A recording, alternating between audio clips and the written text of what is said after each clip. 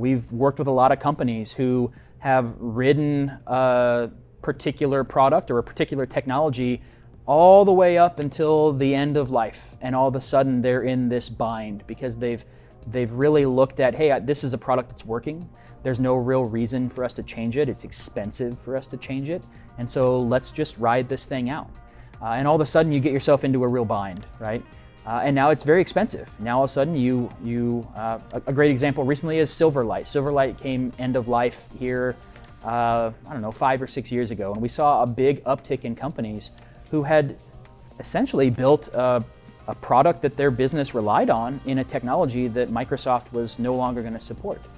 And so they were in a similar situation where they had to decide, okay, what do I do with this? Do I ride this out? Do I start the process of recreating this?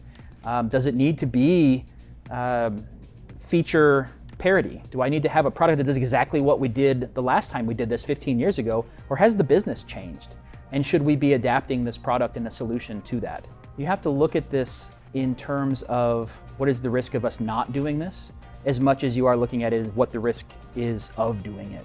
And if you spread that risk out over time, that's a similar thing to what many CEOs and CTOs face all the time, right? I don't want to have all of this risk at one moment in one giant spike. I'd like to stretch it out over time. You can look at modernization in the same type of vein.